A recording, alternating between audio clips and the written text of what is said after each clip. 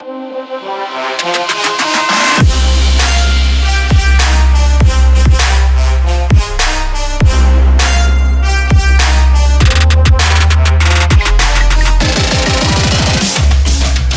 Dustin Hawkinsmith here with another edition of your Baltimore Ravens Blitz. We are continuing to look at this team going through training camp. Now looking ahead to the second game of the preseason at home Thursday night, 7:30 p.m. Eastern Time against the Los Angeles Rams. This matchup comes on the heels of a few days of joint practices between these two teams. Not a lot of chippiness or altercations to report from those practices, which is a good thing. There were also some benefits involved, and I'll let safety Eric Weddle explain what those were. Just the competitive atmosphere, going against different guys. You know, you get in kind of set in your ways in a rhythm of who you're playing against. On your own team, you know what kind of routes he likes, you know his movements, his mannerisms. He gets the top of the routes, you know the action of Joe. So it's just nice to go against a really good quarterback and his receivers and their system. It's a good switch up for us, and it breaks up the monotony if you can. So we enjoy it.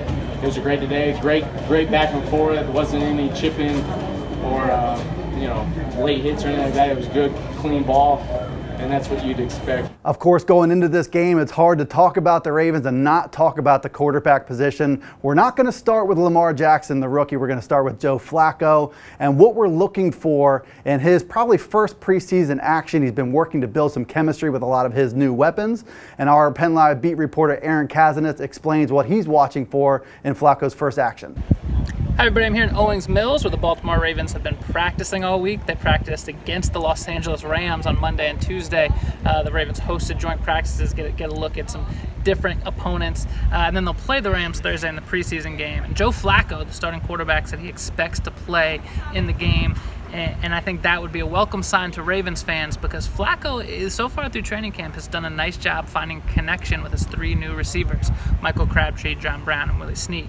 All those guys came via free agency, and if Flacco does play, and if those three wide receivers do play, even if it's just for a series or two Thursday night, I'm really going to be watching to see if they can develop a chemistry, to see if maybe Flacco can hit one of those guys on a deep ball, particularly John Brown, because that chemistry has been showing up in practice. We'll see if it can show up in a game.